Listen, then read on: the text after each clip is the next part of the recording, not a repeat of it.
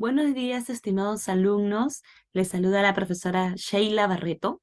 Estoy muy contenta de poder acompañarlos en esta semana 26 en el curso de literatura, en donde vamos a poder trabajar el teatro quechua colonial.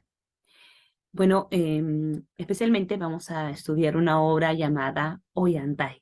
Seguramente muchos ya lo han estudiado, ¿no? Ya la han estudiado durante su época escolar, me imagino. Y si no, bueno, hoy día vamos a saber un poco más de esta obra. Bien, como comprenderás, o seguramente no lo sabías, Ollantay es una obra que se compuso en la lengua quechua, ¿de acuerdo?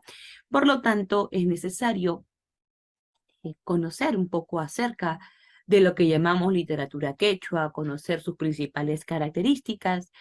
Si bien es cierto, la obra Ollantay se considera que se compuso durante la colonia, también vamos a conocer hoy día cuáles son esas manifestaciones de literatura quechua desde antes de la colonia, desde antes de la llegada de los españoles. Vamos a conocer las manifestaciones literarias prehispánicas. Vamos a analizar, por último, temas y características de esta obra Ollantay a partir de ciertos fragmentos. Bien, jovencitos, hablemos nosotros un poco acerca de la literatura de antes de la llegada de los españoles. ¿Había literatura? Por supuesto. Muchas veces se ha comentado, se dice, ¿no?, que los españoles vinieron a civilizarnos, vinieron a, digamos, educarnos, a imponer una estructura, una organización, cuando en realidad se sabe que las culturas, tanto pre-incas y también durante el Imperio Incaico, se tenía, ¿no?, ya una estructura social, se tenía una forma de gobierno, se tenía una cultura clara, tenía una forma de educación, em, em, también pues una religión, ¿no?, una mirada mítica de la realidad y también, por supuesto, una lengua, ¿de acuerdo? Y por qué no, por ende también tenían manifestación literaria, manifestaciones literarias. Entonces, ¿cómo llegaron, cómo eran estas manifestaciones literarias durante la etapa prehispánica y cómo llegaron a nosotros? Bueno, dice, es indudable que los diversos pueblos del antiguo Perú practicaron la creación verbal mediante el uso de la oralidad. No había escritura, pero sí las manifestaciones literarias eran orales. ¿Cómo llegaron a nosotros? Bueno, por ejemplo, los cronistas, ellos recogían testimonios de los propios indígenas para poder mm, registrar estos mitos, estas leyendas, ¿no? Dice por acá, el mito de Cuniraya Viracocha. Este mito se encuentra en esta obra, Dioses y Hombres de Guarochirí, que son narraciones que fueron recogidas por Francisco de Ávila. Luego fueron traducidas por José María Arguedas al castellano y en estos se cuenta, dice, ¿no? A principios del siglo XVII, Francisco de Ávila recogió de boca de los indígenas un conjunto de relatos míticos que conocemos bajo el título de Dioses y Hombres de Guarochirí. Estos relatos constituyen una singular cosmogonía, evidentemente de origen preincaico, relacionada con las culturas que influenciaron y yaunos. Además, se relatan historias de amor y aventuras épicas protagonizadas por diversas deidades andinas. Ahí tienen varios dioses, ¿no? Pachacama, Pariacaca, Viracocha, etc. Seguramente recordarán este mito de Cuniraya Viracocha. Era un dios poderoso, que tenía poderes, obviamente, por eso es que era un dios, ¿no? Y se había enamorado de una mujer muy hermosa, Carillaca, Carillaca, tan hermosa como vanidosa, porque Carillaca tenía tantos pretendientes, pero a ella no le interesaba, como dice en el texto, cruzar piernas con nadie. No quería enamorarse, no quería aceptar a ninguno, porque ella se sentía superior a todos ellos. Entonces, con Iraya Viracocha, para darle una lección, decide embarazarla. ¿Cómo lo hace? Cuando se encontraba viendo bajo un árbol, de pronto cayó una lúcuma. ella se la come sin saber que en esa lúcuma estaba el semen de Kuniraya Viracocha. De esta manera, Cabillaca quedó embarazada. Ella no se explicaba de qué manera quedó embarazada. Cuando nace su bebé, ella convoca a todos los pretendientes y a decir de quién es ese bebé. Bueno, obviamente todos decían, pues mío no es, ¿no? Pero entre esos pretendientes había un hombre pordiosero, un hombre que andaba pues en harapo, sucio. En realidad era Kuniraya Viracocha, que se había transformado en un mendigo porque quería darle la lección a Cabillaca. Como nadie asumía la paternidad del bebé, Cabillaca dice una frase popular: la sangre llama a la sangre. Así que el bebé irá solito donde está su papá. Y entonces el bebé gatea y llega hacia donde el pordiosero. Y Cabillaca, como es muy vanidosa, no puede tolerar, no puede aceptar que su bebé sea hijo de un pordiosero. Así que coge al bebé y se va corriendo, corriendo hacia el mar.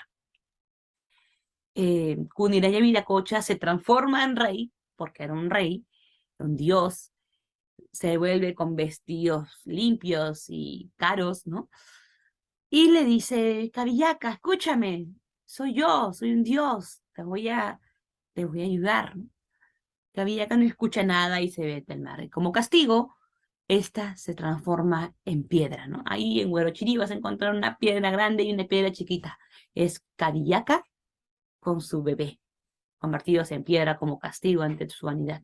Bueno, en realidad, esta es una manera de explicar el origen de muchas cosas, ¿no? Esta roca tiene una historia, tiene un mito, ¿no?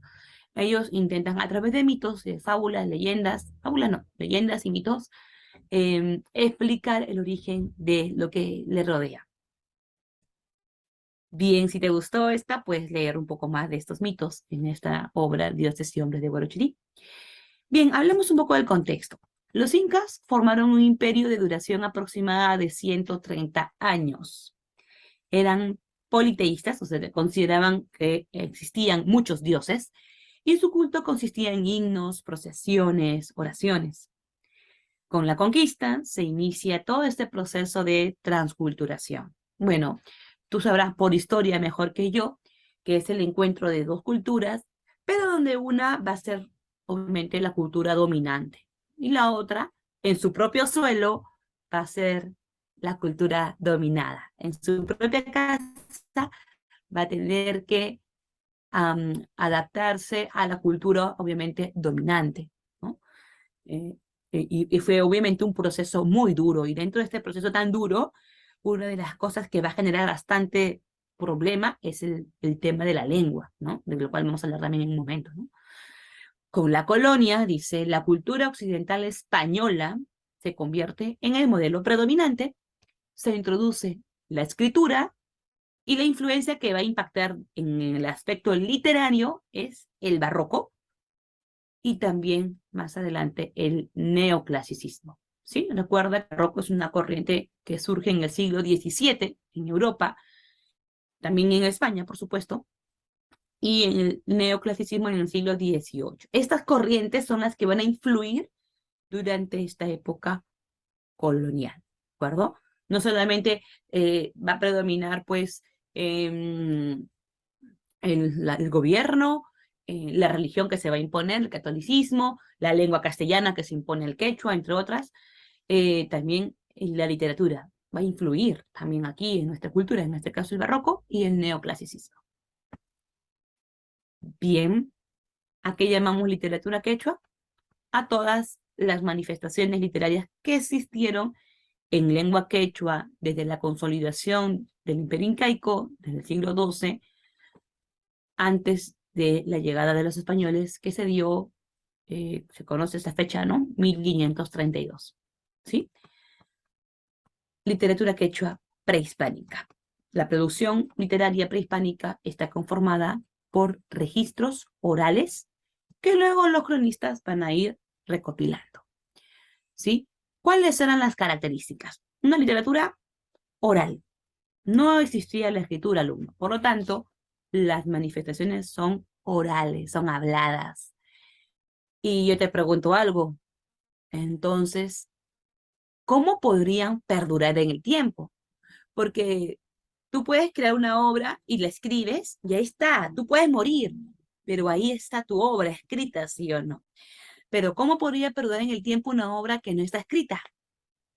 Bueno, se transmitía de manera oral de generación en generación. Los padres se lo narraban a sus hijos, los hijos a su vez narraban a sus hijos y así sucesivamente, ¿sí? No había pues exactamente pues escritura, ¿de acuerdo? Era oral. Bien, y también era anónima. Los autores no se atribuían las obras como suyas únicamente, porque estas obras no manifestaban un sentimiento individual. Estas obras tienen otro carácter, tienen un carácter colectivo. Recuerda que los valores que se tenían durante la etapa prehispánica son diferentes a los valores que tenemos en la actualidad.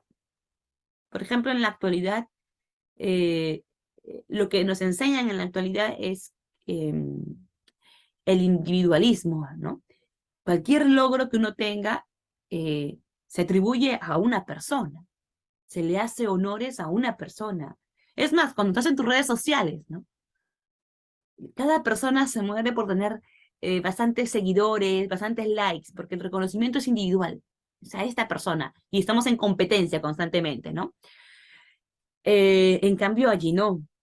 Allí todo el pensamiento, todas las ideas, el trabajo, la educación, todo estaba enfocada a una colectividad. Los malos momentos como los buenos momentos, las celebraciones, la alegría, el bienestar, era un bien colectivo, ¿de acuerdo? Por ende, también la literatura tenía ese carácter colectivo. No era la obra de una sola persona, era el sentir del pueblo, de la comunidad, del común, de todos, ¿de acuerdo? Era una obra entonces de carácter eh, anónimo, ¿no? Anónimo y colectivo. Agraria o agrarista, porque la literatura estaba basada en o vinculada a las actividades del quehacer diario. Por ende, ustedes saben por historia mejor que yo, pues eh, los hombres de la etapa prehispánica se dedicaban a la agricultura. Entonces, estos temas son constantes, la naturaleza, el campo, eso es parte de la literatura. Cosmogónica, porque van a intentar explicar el origen del mundo. Así como hace un momento vimos cómo surgió esa roquita en Guarochirí, bueno, ellos van a intentar explicar todo el origen del universo a través de sus manifestaciones literarias también. Por eso, a la vez, es panteísta, ¿no? Porque van a ver, panteísta y politeísta, ¿no? Porque, panteísta porque ven todos los elementos de la naturaleza como dioses. El sol, la tierra, van a considerar elementos como el lago, el río, como sagrados. Y a la vez podemos decir que es animista, porque justamente le otorga esa espiritualidad a estos seres que dentro de nuestra cultura no son sagrados, ¿no? Por ejemplo, ya la cultura occidental no ve como al lago, al río como sagrado. Por ejemplo, ¿por qué aceptamos que vengan los mineros, que se desarrolle la minería? Claro, porque hay un bienestar económico, ¿verdad? Pero se perjudica muchas veces la naturaleza. Los lagos se embarran, se contaminan. Y nuestra cultura nos dice, bueno, es el precio que hay que pagar, ¿no? Puede haber mejoras, ¿no? Pero en sí no hay problema porque nuestra cultura no ve como sagrado estos elementos de la naturaleza. Bueno, el hombre prehispánico sí veía sagrado el cerro, sagrado el mar, sagrado el sol, la tierra, los árboles, ¿no? Por eso, pues, consideraban que estos elementos de la naturaleza eran sagrados, eran divinidades, ¿sí? Panteísta, politeísta, en donde, pues, el hombre es eh, un ser que forma parte de esta gran divinidad, ¿no? De este gran grupo de divinidades. Y, por último, eh, es clasista, ¿ya? ¿Qué significa clasista? Que la literatura se desarrollaba o se manifestaba de acuerdo a las clases sociales, ¿sí? Dice acá, amautas y arabicus. Sí, porque la literatura tenía dos vertientes.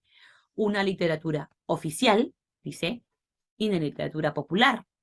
La literatura oficial era la literatura dirigida por la corte imperial. Era la literatura de los gobernantes de la época, ¿de acuerdo?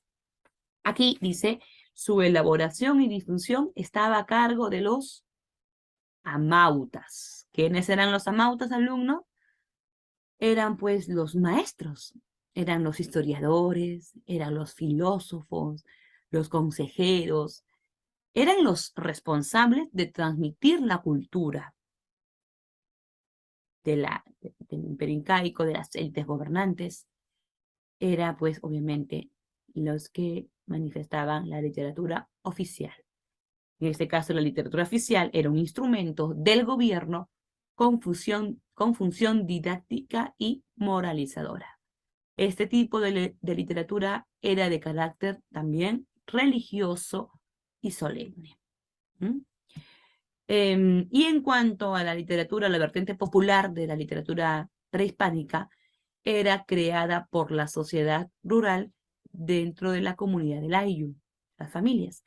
Se caracteriza por su estrecha vinculación con la naturaleza. ¿Quiénes eran los encargados de transmitir este tipo de manifestaciones populares? Pues son los arabicus. Los arabicus son los poetas del pueblo. Estos recogían las composiciones y las generalizaban, ¿no? Este tipo de vertiente literaria era de carácter amoroso, agrarista, ¿no? ¿Por qué? Porque como es una literatura del pueblo, va a estar enfocada en los temas que desarrollan en el día a día. Son temas del quehacer cotidiano. ¿Cuáles son los temas? El amor, eh, la naturaleza, los animales,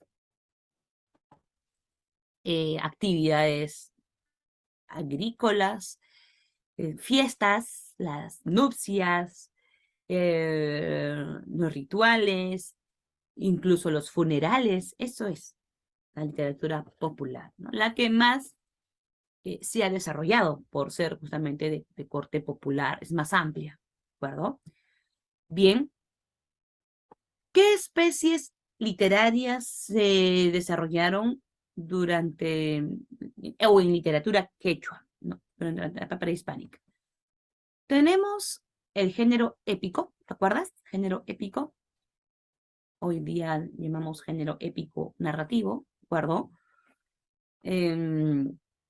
Este se conforma por mitos y leyendas. En estos mitos, en esas leyendas, van a aparecer, van a presentarse, van a desfilar las deidades, las divinidades creadoras, transformadoras. Obviamente, estos mitos intentan explicar los acontecimientos históricos, ¿no?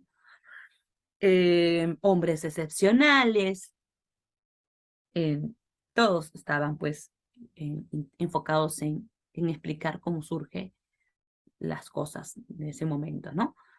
En mitos, ¿no? Un mito se conoce como una narración de carácter religioso que intenta explicar el origen del mundo, de los hombres y de sus dioses. Algunos mitos, dice el mito de Cuniraya Viracocha, que te he contado hace un ratito, el mito de Incarri, ya tenemos el mito de Viracocha, el mito de Con, el mito de Michama, el mito de Pachacamac. También están las leyendas, dice, las leyendas son hechos extraordinarios o sucedidos en ciertos momentos históricos. la leyenda de Manco Cápac y Mama Oyo,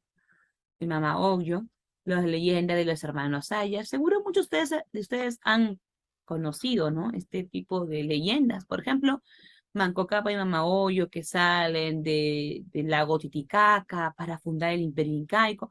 Eso ya seguramente lo han trabajado ustedes, sino también pueden buscar información, ¿no? Nunca es tarde para aprender. Mira, en el género dramático hay ciertas posturas. Algunos autores manifiestan que en sí no se puede decir que hay una literatura, que hay un género dramático como tal desarrollado plenamente. Y hay otros autores que manifiestan que sí hubo género dramático, como por ejemplo el cronista César de León, Pedro César de León, que consideraba el Inti Raymi como una manifestación dramática. Dice que el Inti Raymi es una fiesta, es una celebración que hasta el día de hoy se da en el mes de junio.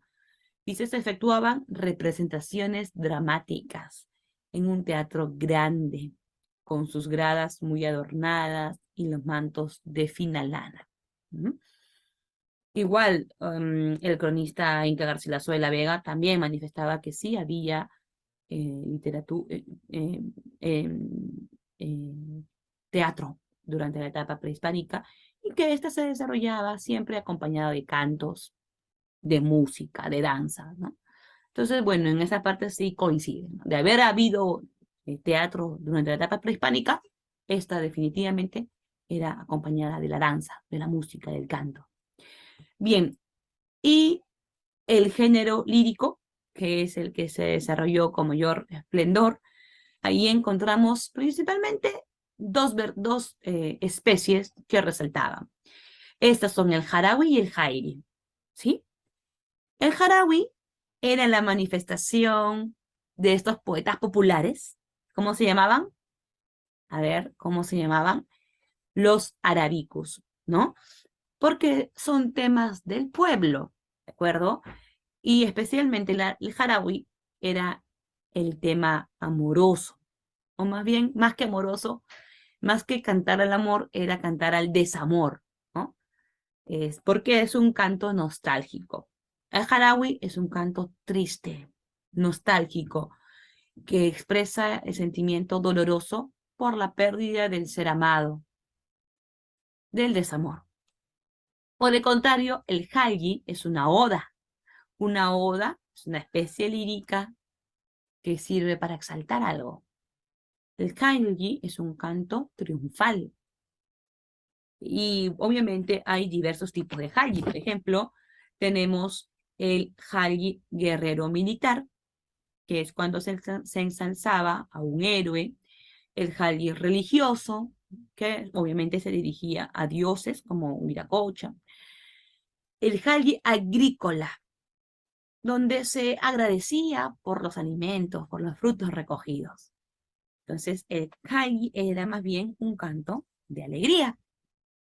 Había otras especies líricas que se desarrollaban en menor medida, pero también existían, como por ejemplo el Aimoray, que es el canto a la tierra, a la siembra, esos son temas de la naturaleza, el campo, ¿no? El Urpi, que es de carácter amoroso y nostálgico. Urpi significa paloma. Este tipo de composiciones poéticas aluden a la paloma, que es el símbolo de la mujer amada. El huanca, que evoca la pérdida de los seres amados, ¿no? Son la expresión más triste de la pena, ¿no? De la pena de perder al ser querido, ¿no? El huacantaqui, que era dedicado a los animales. El ayataki, que son cantos fúnebres, ¿no? Que se entonaban en los velorios, ¿no? Bien, aquí algunos ejemplos de jalgi, de jarawi, de aymora y de huacantaqui, que tú con más calma, con más tiempo, lo podrás leer, ¿no? Para que veas algunos ejemplos. Bueno, estas manifestaciones que hemos visto hace un momento pertenecen a la etapa prehispánica, ¿sí? Ahora veamos la literatura quechua durante la etapa colonial. Bien.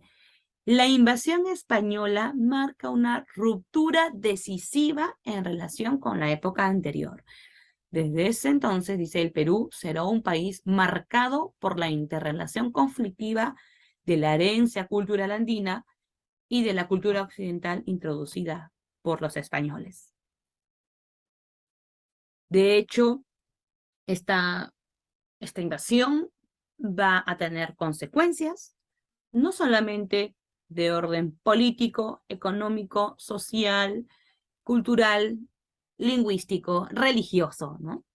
Sino también, por supuesto, en la literatura, como le hemos mencionado hace un momento. Ciertas características importantes. Los sacerdotes españoles escribieron oraciones y obras teatrales en quechua para dar a conocer la doctrina católica a la población nativa. Es así como surgen las obras teatrales en quechua. Aquí hay que precisar algo, ¿sí? Hay dos grupos, ya sabemos, el grupo dominado y el grupo dominante, que son los españoles, y el grupo dominado, que son los indios. Si bien es cierto, el grupo dominado tiene que aprender el quechua, pero el fin es instrumental. El fin es justamente dominar, ¿no? En este caso, pues catequizar, ¿no? Los sacerdotes van a catequizar, van a enseñar, son los encargados de evangelizar a estos grupos, ¿no? Y por necesidad tienen que aprender el quechua. Pero en sí, lo que predomina es que los indios, el grupo dominado, tienen que aprender forzosamente para toda su vida, para poder desarrollarse plenamente, bueno, entre comillas, desarrollarse plenamente, tienen que aprender el castellano. No es en la misma medida, ojo.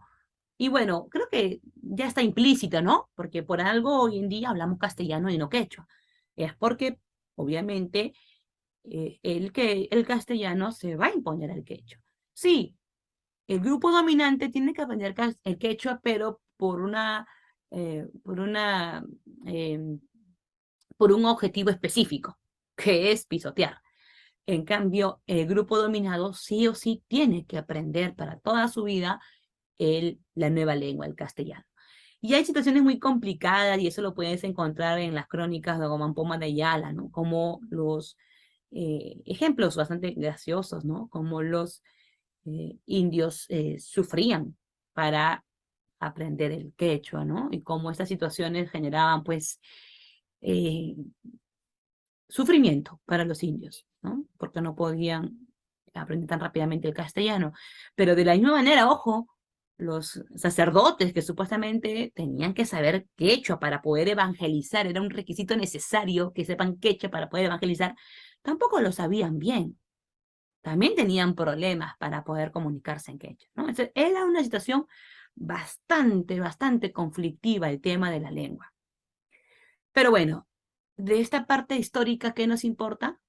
Que los sacerdotes van a poder escribir en quechua obras teatrales. De ahí que Ollantay es una obra teatral escrita en quechua, compuesta en quechua.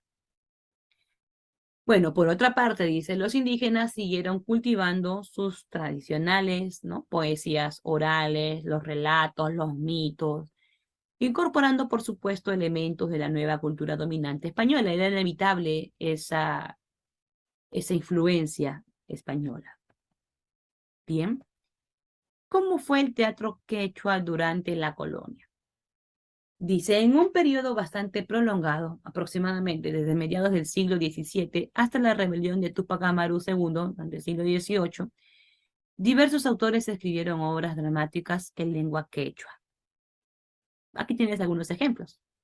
Rapto de Proserpina y el sueño de Endimión, de Lunarejo, El hijo pródigo, El pobre más rico, Uzcapaucar, Ollantay, Tragedia del final de Atahualpa, ¿no?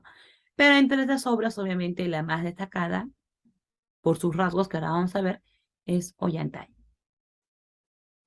El teatro fue el género más desarrollado durante la colonia. Siguió modelos del teatro del siglo de oro de España. ¿Te acuerdas? El teatro del siglo de oro español. ¿Quién viene a tu mente? Félix Lope de Vega, muy bien. Pedro Calderón de la Barca, muy bien. ¿Te acuerdas que aquí se comienza a desarrollar el drama, ¿no? Que es una especie de síntesis de la tragedia con la comedia. El drama presenta situaciones trágicas en la historia, pero con un desenlace feliz. Ese es el drama y se desarrolla plenamente aquí en el siglo de oro español. Y esa influencia se va a ver en este teatro también. Utilizó recursos del barroco, como por ejemplo la inserción de personajes tipos, como por ejemplo el gracioso, la dama, el galán. Ellos cumplen una función. Por ejemplo, la inserción del gracioso. Ese es un rasgo propio del teatro barroco, que busca ir en contra de ese teatro clásico de la antigüedad. La inserción de un gracioso cumple un fin que es importantísimo, que es generar la distensión, que es un efecto diferente de lo que buscaban los clásicos. Por ejemplo, cuando tú hablabas del teatro griego, de los clásicos, los espectadores estaban totalmente tensos ante la situación que vivía Edipo Rey, de verse a él, el asesino del rey Layo, su padre, de verse él siendo hijo y esposa de su madre, y esposo de su madre, teniendo hijos que son sus hijos y a la vez sus hermanos. El público estaba totalmente conmovido, en la tensión en su máximo grado. Pero aquí puede haber tragedia en el teatro quechua, pero bueno, ya sabemos, es un recurso del barroco, es una influencia española, pero la aparición del gracioso más bien va a generar un relajo, una distensión frente a tanta tensión, frente a tanta tragedia que puede ocurrir, ¿no? Bueno, ese es un recurso español y va a influir aquí en la literatura quechua durante la colonia. Se desconoce la identidad de la mayoría de los autores de esta época, salvo ciertas excepciones. Bueno, en este caso, Ollantay es una obra anónima. Es una obra que pertenece al teatro, género dramático, es un drama, ya sabes lo que es un drama. Hay situaciones trágicas con un desenlace feliz. Es un drama colonial compuesto en quechua con temática incaica. Se sabe que hay autores que postulan la idea de que Ollantay es una obra más bien prehispánica, o sea, desde antes de la llegada de los españoles. Pero en la actualidad se considera, y para tu examen de admisión, se toma en cuenta que Ollantay es un drama colonial, ¿de acuerdo? ¿Por qué? Porque se evidencia que fue compuesta durante la llegada de los españoles, durante la colonia, porque hay influencia del teatro español.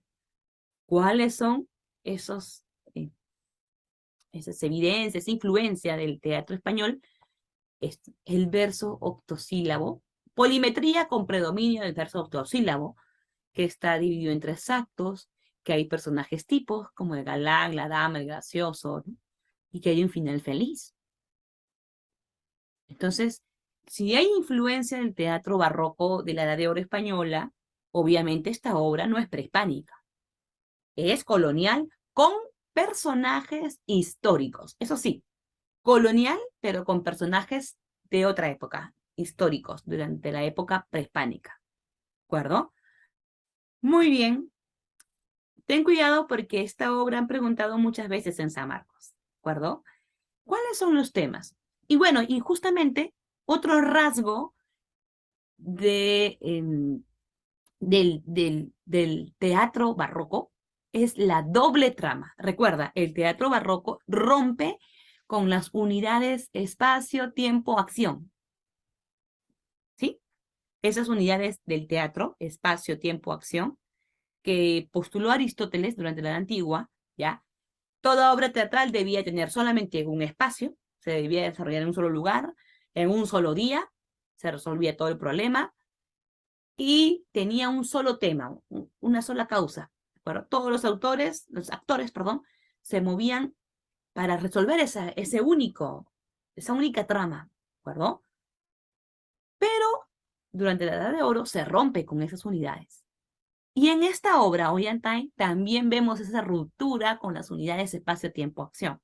Por ejemplo, la obra no se desarrolla en un solo lugar, se desarrolla en varios espacios, ¿de acuerdo?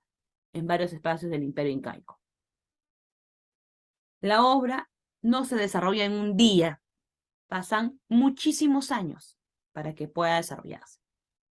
Y la obra no, no tiene una sola trama, tiene doble trama, el tema del poder y el tema del amor.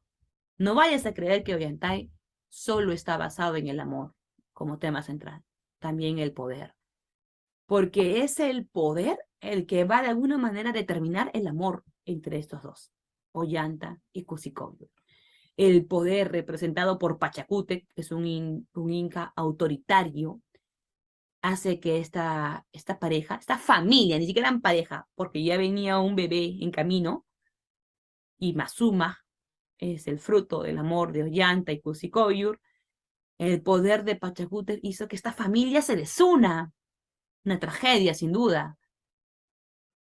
Y ese mismo poder, pero ahora de su hijo, su sucesor, Tupac Yupanqui, que es más bueno, es magnánimo, benevolente, hace que esta familia desunida se vuelva a unir. El amor y el poder están ligados aquí, hay doble trama.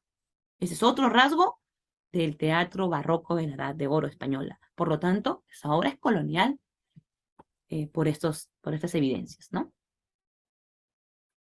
Veamos los personajes. Pachacútec, que se presenta como un inca inflexible y autoritario. Ollanta, que es el guerrero y galán. Él eh, sí es valiente, ¿no? Sí se enfrenta, es fuerte y es bastante admirado por mucha gente justamente por esas capacidades que tiene, esas habilidades que tiene. Cusicóyur es la princesa, la hija del inca Pachacútec, que está enamorada de Ollanta. Ambos están enamorados. Que era normal alumno porque Ollanta era un guerrero de Pachacútec y cuando Ollanta estaba en guerra conquistando nuevos espacios, ¿no? Tú sabes, eh, estos espacios eran para que el Inca Pachacútec tenga mayor poder, ¿no? Buscaban la expansión del imperio incaico. Cuando Ollanta venía victorioso, ¿no? Después de estas, digamos, estos triunfos, ¿no? De haber conquistado nuevos pueblos, Pachacútec los recibía, ¿no? Haciendo pues unos buffets, unas celebraciones, unas fiestas. Y ahí estaba Pachacútec con su familia. Y era normal pues que Cusicoyo, su hija, y Ollanta se conozcan. Y por ende también se enamoren, ¿no? Y Mazuma, la niña, la hija que era fruto del amor de Ollanta y Cusicoyor. Una niña que sufrió también por el poder de Pachacútec. Unos 10 años, huérfana, porque no conoció a su padre ni a su madre. Esos fueron separados por el poder de Pachacútec. Piquichaki, el personaje gracioso, personaje cómico en la obra. Wilcauma es el sumo sacerdote. Tupac Yupanqui es el inca magnánimo y generoso.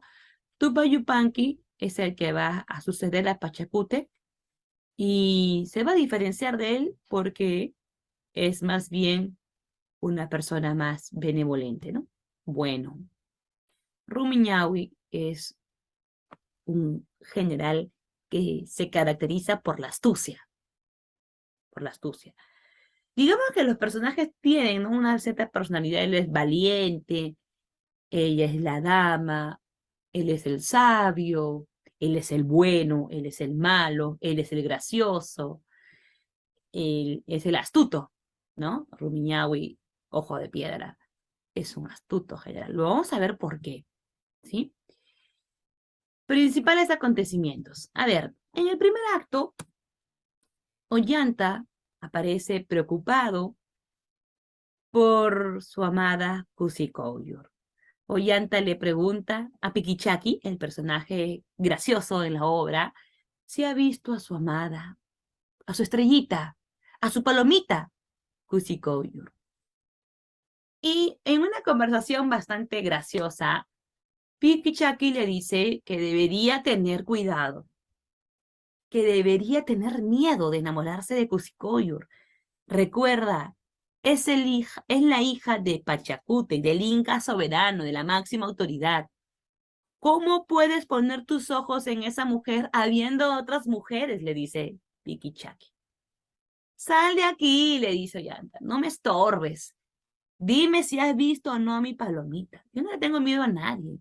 Así venga la muerte con su guadaña, a ella misma me enfrento con tal de defender el amor que tengo por Cusicovio. O sea, ella no tiene miedo a nada, dice Ollanta. Y Piquichaki le dice, pero hay tantas palomitas que puedes amar, hay tantas mujeres bellas que puedes amar y se te ocurre enamorarte justo de la hija. Pues así es el amor, dice, ¿no? Bueno, entonces Piquichaki le dice, la que le pregunta, ¿la has visto o no la has visto? Tu amada es bella como la luna, radiante como el sol, hermosa como las estrellas. Ollanta le dice, sí, ella misma es, ¿dónde está? No, no la he visto. ¿Cómo? ¿No me dices que la has visto?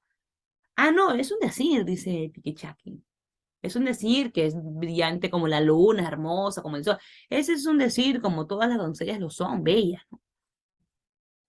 Ay, dice Ollanta, estoy sufriendo de amor y tú me sales con estas bromas.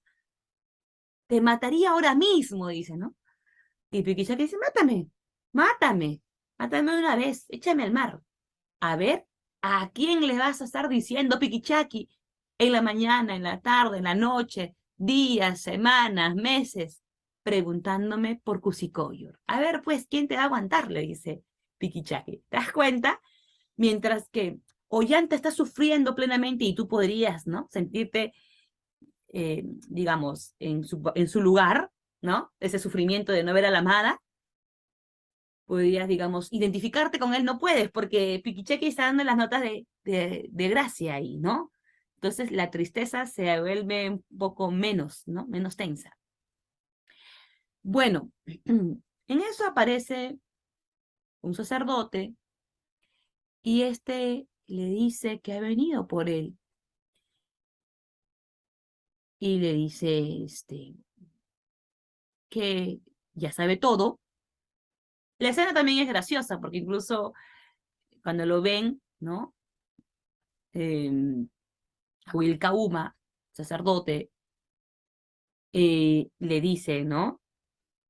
Em, ahí viene Wilcauma, seguramente me va a dar un mandado.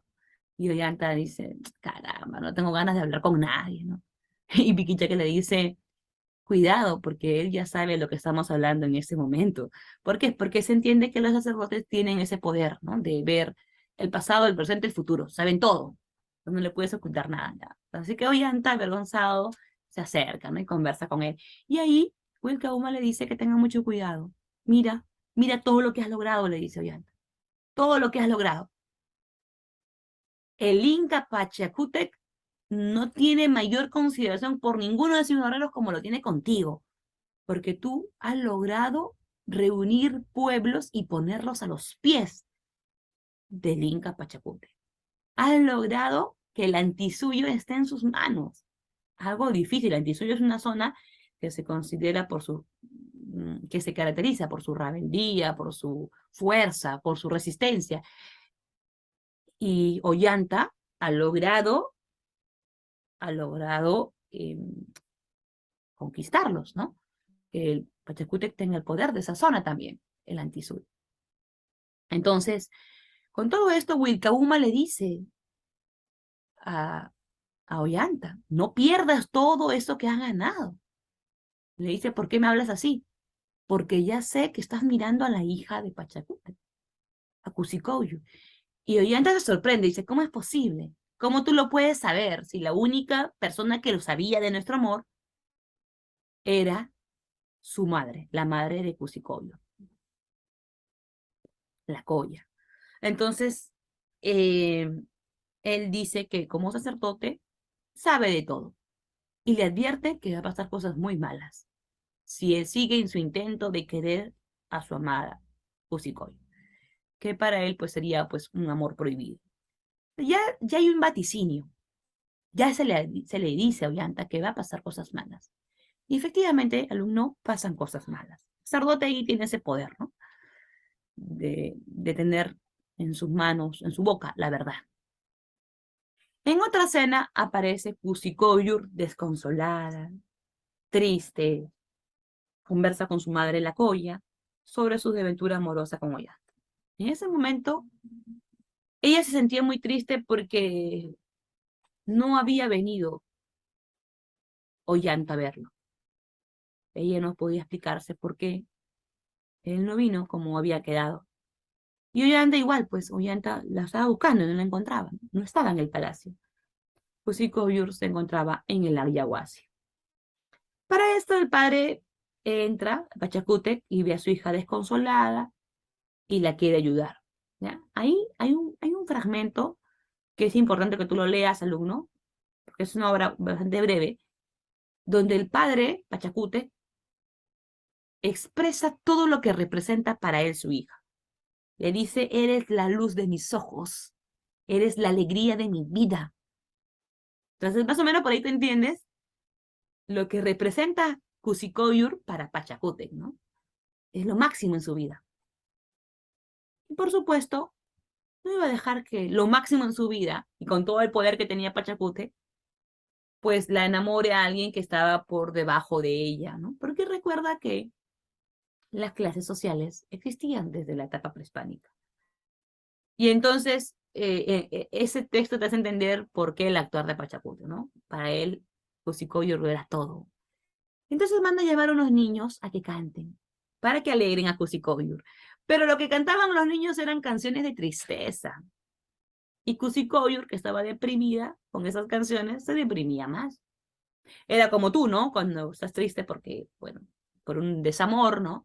Y escuchas canciones tristes, te dan ganas de llorar más, ¿no? Quieres cortar las venas, igualito Cusicóyur. Así que la madre, la Colla, dice, por favor, niños, vayan yendo. Mejor que vengan las niñas a cantar cosas más bonitas, dice. Ustedes han traído cosas tristes nada más. Que vengan las niñas. Y las niñas entran. Ese es el coro, alumno. Ese canto de los niños. Y luego el canto de las niñas es el coro. En este teatro hay coro también. Y las niñas comienzan a cantar también una letra muy triste, muy dolorosa, la de la muerte. Tanto que la Colla ya comenzaba a llorar. Y le dice, verdad, tiene esta historia, razón. Mejor vayan yendo ya. Chicos, vayamos ya. Porque no se puede. Eran canciones muy tristes. El intento de dar a Cusicóyur no funcionó. Bueno, en otra escena aparece Pachacútec, Ollanta y Rumiñahui. Prácticamente Rumiñahui y Ollanta eran los generales más destacados entre todos los generales que tenía Pachacútec. Y ellos tres estaban hablando de temas de trabajo. Ya están hablando de la guerra, están hablando de cómo conquistar nuevos lugares, cómo ciertos pueblos iban a poner resistencia y cómo utilizar estrategias para conquistarlos, ¿no? Bueno, terminada la reunión laboral, Ollanta pide hablar a solas con Pachacútec. Pachacútec pide a Rumiñahui que se vaya, que se retire, y así se fue. Y Ollanta comienza su discurso diciendo, Inca soberano, tú sabes que desde niño he trabajado para ti. He puesto toda mi valentía en tus manos. Con ese poder, con esa valentía que yo tengo, he logrado conquistar muchísimos pueblos que se han rendido ante tu poder. Ollanta le está diciendo que él ha conquistado pueblos en nombre de Pachacútec. O sea, se la debe, ¿no? Se la debe. Pachacútec es el gran conquistador gracias a Ollanta. He derramado sangre, dice, para que tú no derrames la tuya. He expuesto mi vida para que tú no expongas la tuya. Y te he sido fiel. Desde niño he trabajado para ti y te he demostrado solamente fidelidad. Y Pachacútec asentía. Sí, efectivamente, todo eso es cierto. Ahora, en caso verano, lo único que quisiera es prometerte que voy a seguir ese camino de fidelidad y de trabajo para ti. Si a cambio me das el amor de Cusicoyur, la palomita que he amado, amo y amaré hasta los últimos días de mi vida. Y más cosas, ya obviamente tenía que, como lo dicen ustedes, florear, ¿no? Tenía que adornar su mensaje para convencer a Pachacute. Es como tú cuando quieres hablar con tu futuro suegro, ¿no? Tienes que utilizar los mejores términos, ¿no? Pero aún con todos los adornos que utilizaba Ollanta, Pachacute dijo pocas palabras como respuesta. Pachacute solamente dijo, Ollanta, mírate, eres plebeyo, quédate como tal, vuelas muy alto, nada más. Con eso lo dijo todo, con eso le dijo, tú perteneces a otra clase social, estás volando muy alto porque con mi hija no te vas a casar. Entonces Ollanta dijo, mire, si no voy a poder tener el amor de Kusikoyur, entonces máteme, quíteme la vida. ¿Y sabes qué dijo Pachacute? Mira, esa decisión no la tienes tú, la tengo yo.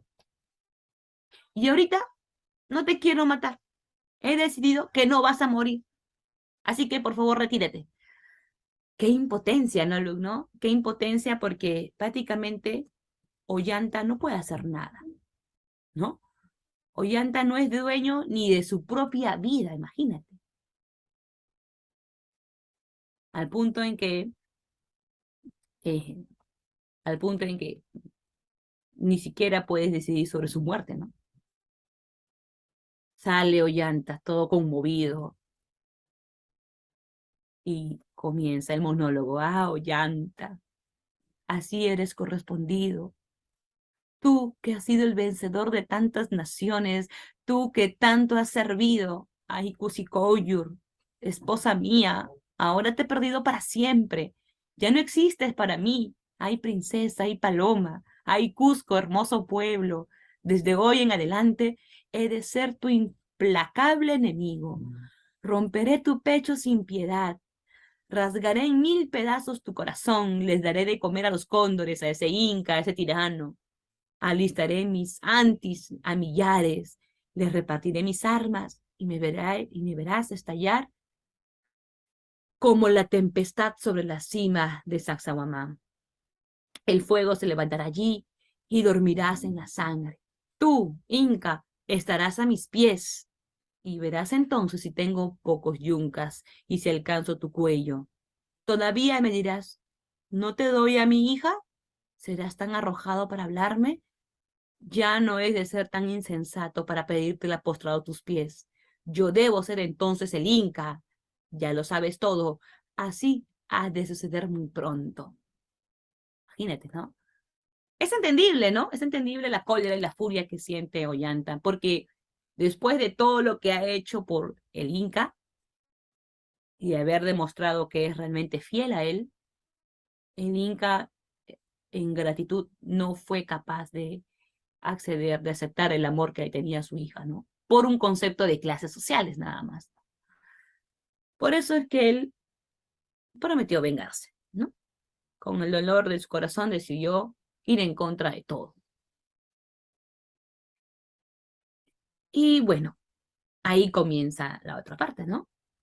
Ollanta comienza a rebelarse contra Pachacútec. Llama a los comuneros del Antisuyo y van a ir en contra del gobierno.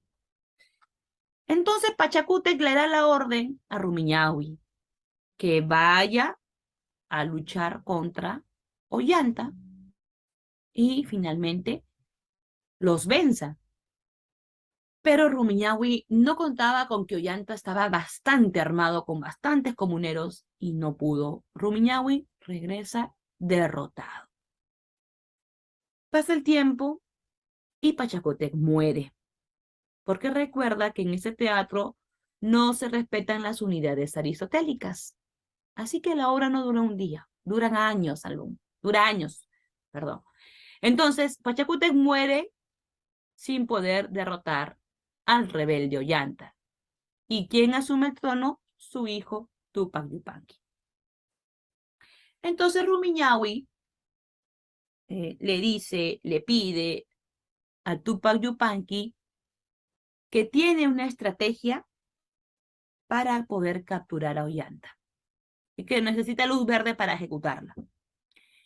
Y Tupac Yupanqui se pregunta, no entiendo por qué Ollanta se ha comportado así con mi padre. Recuerda que Tupac Yupanqui no estaba ahí, él estaba en guerra, ¿ah? Recién regresa cuando su padre muere, así que él no sabe todo lo que ha ocurrido. Por eso no se explica, ¿no? Le dice a Rumiñahui, no entiendo por qué Ollanta se está comportando así. Si él siempre ha demostrado su lealtad a mi padre, ¿por qué de pronto está tomando esas actitudes? Así es la gente de ambiciosa, de mal vivir, dice Rumiñahui, ¿no? Habla mal de Ollanta, sin saber las causas también él, ¿no? Pero bueno, no vamos a permitir que esto siga sucediendo. Dame luz verde y Tupac Yupanqui le da luz verde a Rumiñahui para que ejecute su estrategia contra, contra, eh, contra el rebelde Ollanta. Por otra parte, aparece Imazuma, la niña, la hija, el fruto de Ollanta con Kusikoyo. Imazuma se encuentra molesta. Ella se encuentra en el Yaguasi, que es la casa pues de las mujeres, donde son las elegidas para poder educarlas, obviamente con una mirada bastante machista, ¿no? Educadas en tejer, en cocinar, en todas las actividades a las que se dedicaban únicamente las mujeres. Y ella no quería ser elegida porque a ella no le gustaba ese lugar. Querían vestirla como se vestían las mujeres en esa época, en ese lugar, pero ella lloraba y no aceptaba. Y su criada, su ama, por decirlo así, que era Pitusaya, la mujer que crió a Imazuma, le decía que este espacio es bonito. Yaguachi es, la Yaguasi, perdón, es muy bonito. Las mujeres acá están felices. ¿Por qué tú no puedes estar feliz? Y ella dice, porque ¿será que no tengo ni padre ni madre? No lo sé, le dice. Pero ya he recorrido cada espacio de este lugar y no me agrada para nada. Le dice. Es más, la otra vez en mi intento de buscar un espacio donde me sienta feliz, encontré un espacio donde escuchaba llantos, gemidos de una mujer que se lamentaba de estar encerrada. Y yo intentaba dar con esa voz y no sabía dónde estaba esa voz, pero una mujer que sufría, dice. Y Mazuma, una niña todavía, le decía pues a Pitusaya. Y Pitusaya primero trata de esquivar la pregunta. No, son tonterías que hablan. Pero ante tanta insistencia, Inazuma le seguía hablando, no, pero yo quiero saber quién es esa mujer, por favor, llévame a donde está esa mujer, que hay una mujer que está sufriendo, ¿no? Y Pitusaya le dice, está bien, vamos a entrar a escondidas, no le digas nada a nadie, no hagas mucha bulla, bueno, y la lleva, ¿no? Aquí está la mujer que tanto querías conocer, le dice Pitusaya. Y entra y ve a una mujer totalmente triste, en mal estado, bastante acabada, descuidada, y con comida que no probaba. Y Pitusaya le decía, mujer, ¿por qué no comes? Porque me siento muy mal, le dice. Era pues obviamente Kusikovior. Y la niña le pregunta, ¿qué pasó? ¿Por qué estás así? Y ella le explica que su padre, Pachacute, tan autoritario y malévolo era, encerró, la encerró a ella allí como castigo porque se había enamorado de un guerrero llamado Ollanta y que a él lo mandó al destierro, que ese padre nos separó, que mi padre me separó de mi gran amor. Qué pena, le dice Inazuma. Y Kusikoyu le pregunta, ¿y tú? ¿Cómo te llamas? Primero le pregunta su edad, ¿qué edad tienes? No sé, no sé qué edad tengo. Si acaso, dice, hubiera contado los años, si hubiera estado fuera de aquí, si no hubiera vivido tan triste mi vida. Y Pituzaya también interrumpir, ¿no? Porque obviamente la niña está hablando de más, ¿no? La niña está diciendo que ha vivido triste toda su vida, ¿no? Y Pituzaya dice, bueno, tendrá unos 10 años, le dice.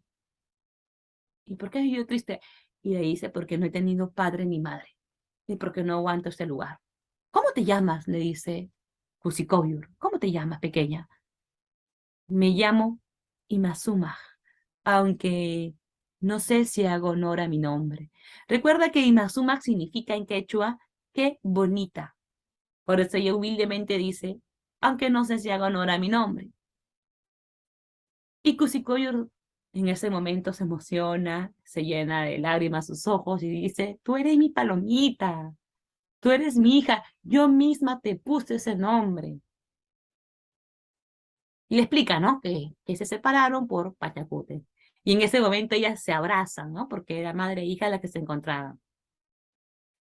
Por otra parte, Rumiñahui logra su objetivo. Rumiñahui entró a la fortaleza donde se encontraba Ollanta, en el antisuyo, totalmente ensangrentado, con la ropa rota, sucia, y fue a tocar la puerta a Ollanta a pedirle ayuda. Y Ollanta le dice, ¿quién eres? No lo reconoció. Soy Rumiñahui. Rumiñahui, el general de Pachacútec, le dice. No, sí es cierto que yo antes vine en orden de Pachacútec, pero ahora el nuevo Inca, el sucesor Tupac Yupanqui, es un Inca tirano, es malo, es violento, y mira cómo me tiene, le dice, ¿no? Yo quiero aliarme a ti, ayúdame. Y Ollanta, bueno, al verlo ensangrentado y en esas condiciones, le dice, por supuesto que te ayudo, porque te amo, le dice, te amo. Es un amor de hermanos, de humanos, ¿no? Y lo ayuda. Y le dice que están en una celebración por el Inti Raymi, y él dice, está bien, ahora es tiempo de vivir, de disfrutar. Tomémonos 3 días en esta fiesta y después nos enfocamos en ir en contra del gobierno. Ya, genial, le dice, prometido, 3 días en fiesta. Y bueno, en esos 3 días se emborracharon, obviamente de la parte de la estrategia de Rumiñahui. Rumiñahui no se va a emborrachar, Ollanta con sus guerreros sí, y es ahí donde Rumiñahui aprovecha para tomar los prisioneros y llevarlos a donde Tupac Yupanqui. Es ahí donde Tupac Yupanqui le pregunta a Ollanta, Ollanta, ¿pero por qué? ¿Por qué hiciste eso? Mira, Rumiñahui le decía, mátalo, mátalo ese traidor, mátalo una vez, Ollanta. Pero Tupac Yupanqui quería escuchar.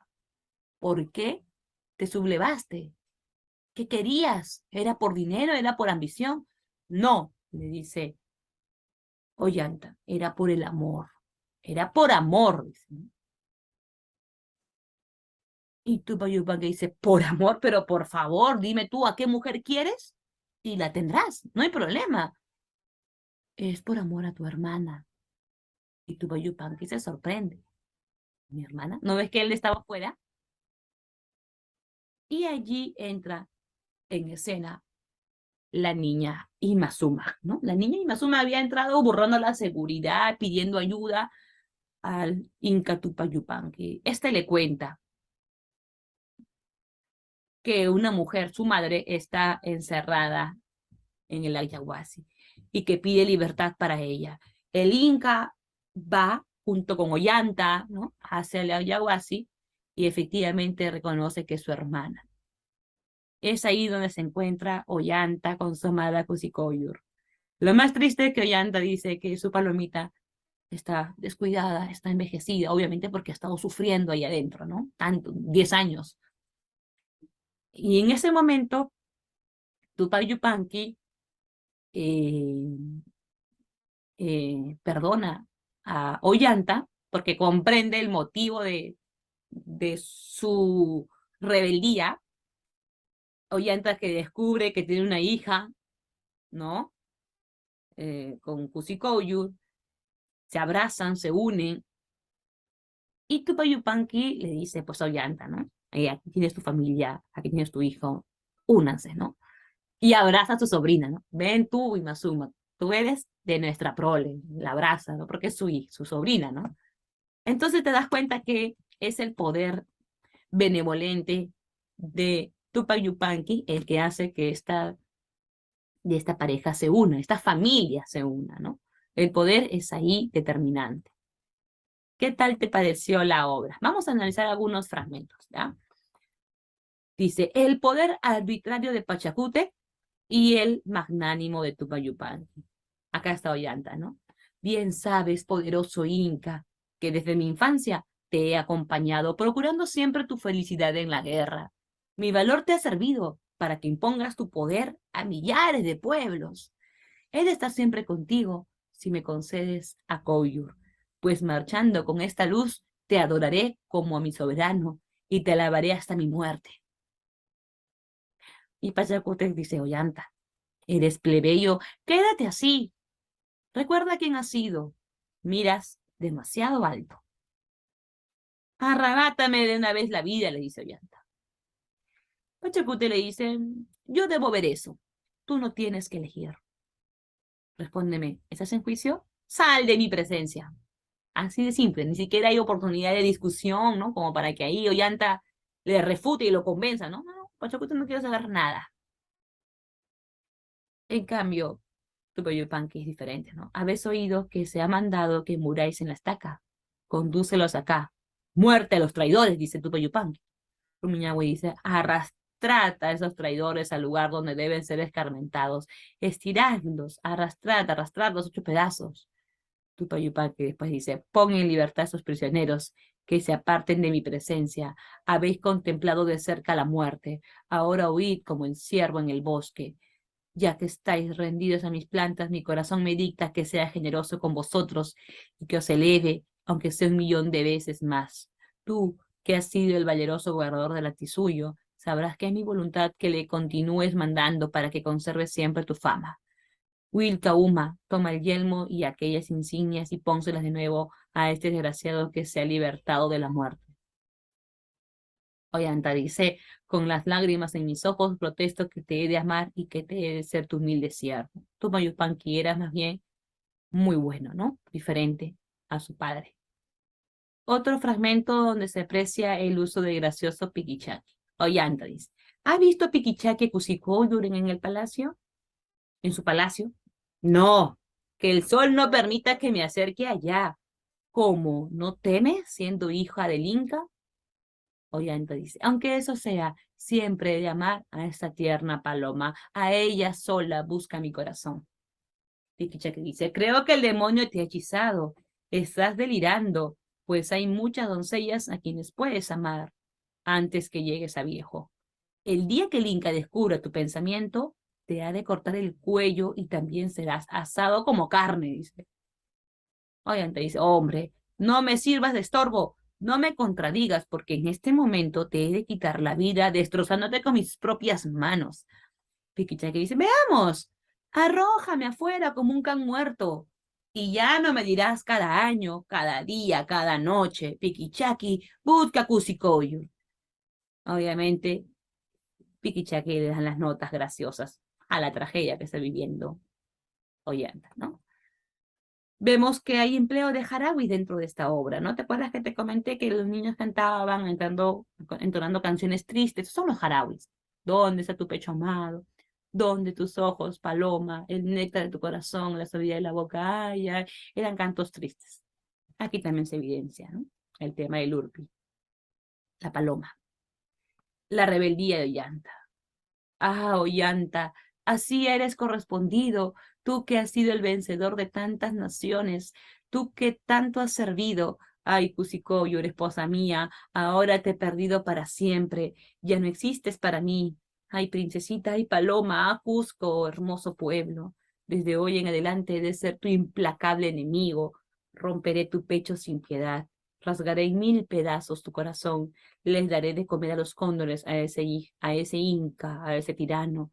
Ya lo hemos leído hace un momento, te expresé ese sentimiento de cólera de Ollanta y de su promesa de ir en contra del gobierno. Todo por amor. ¿Qué tal, alumnos? ¿Qué tal les pareció esta obra dramática? Bueno, vamos a otro video para resolver la práctica dirigida. ¿Sí? Nos vemos. Cuídense. Gracias.